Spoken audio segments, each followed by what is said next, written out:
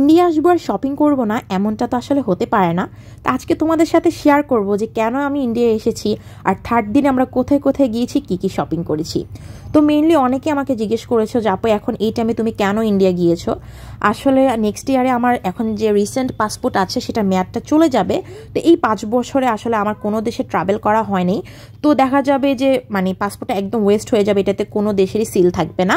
এর আগেও আমার অনেক দেশে ট্রাভেল করা হয়েছে, বাট এটার আগের পাসপোর্টে সিলগুলো ছিল, এই নিউ পাসপোর্টে কোনো সিলই ছিল না। তো ভাবলাম যে তাহলে একটু ইন্ডিয়াটা ভিজিট করে আসি, তাহলে পাসপোর্টটা আর ওয়েস্ট গেল না। সেকেন্ড আরেকটা রিজন হলো যে তোমরা দেখেছো আমার সাথে আমার ভাবি আমার ভাতিজিও গিয়েছে। মেনলি হলো যে আমার কাজিন বেলজিয়াম থাকে, তো আমাদের বাংলাদেশে বেলজিয়াম পর্তুগালের কোনো এমবেসিই নেই। তো যারা পর্তুগাল বা এমবেসি যেতে চায় তাদেরকে আসলে আগে ইন্ডিয়া এসে এখানে এমবেসিতে ফেস করতে হবে, তারপরে যেতে হবে। তো সেই জন্য ভাবি আর আমার ভাতিজিও আসার দরকার ছিল। তো সব রিজন মিলিয়ে আমরা একসাথে সবাই এসেছিলাম। আমার ভাইয়ের ফার্স্ট ইয়ার ফাইনাল ছিল, তাই আমার আম্মু আর ভাই আসতে পারেনি। তো যাই হোক, এখান থেকে বের হয়ে আমরা ম্যাকডোনাল্ডসে চলে গেলাম। সেখানে দেখো আমরা সেট মেনুগুলো খাচ্ছিলাম, কারণ এখান থেকে তারপর আমাদের শপিং করার জন্য বের হওয়ার কথা ছিল। তো ভাবলাম যে আজকে তাহলে একটু ম্যাকডোনাল্ডসে আমরা খেয়ে নিই। পরে শুনলাম এখানে তাদের একটা মার্কেট আছে নাম জনপদ, তো আমরা এখানে গেলাম।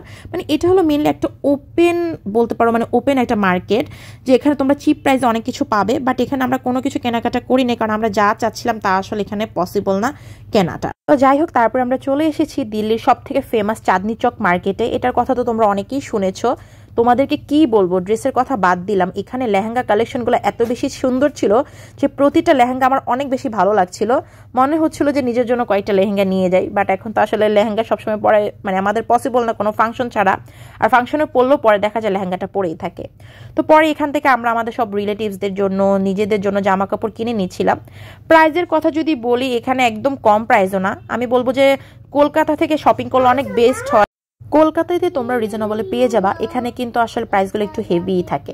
তো পরে অনেক কেনাকাটা করার পর আমরা একটু ইলেকট্রিক্যাল দোকানে চলে গিয়েছিলাম। আসলে আমাদের বাসার জন্য একটা ব্লেন্ডার দরকার ছিল। তারপরে দেখো এই যে আমাদের এত শপিংয়ে পোটলা পাটলি, আসলে সারাদিন শপিং করতে করতে আমরা অনেক কি বলবো হয়রান হয়ে গিয়েছিলাম। পরে আর পসিবল ছিল না, তাড়াতাড়ি করে তারপর আমরা মার্কেট থেকে বের হয়ে বাসা হোটেলে চলে আসি। কালকে আমাদের বাহিরেই সময় কেটেছিল প্রায় 12 ঘন্টার মতো। এসে দেখো আমার ফেভারিট চিপসগুলো নিয়ে বসে গেলাম। তো আজকে ছিল থার্ড দিনের একটি ব্লগ।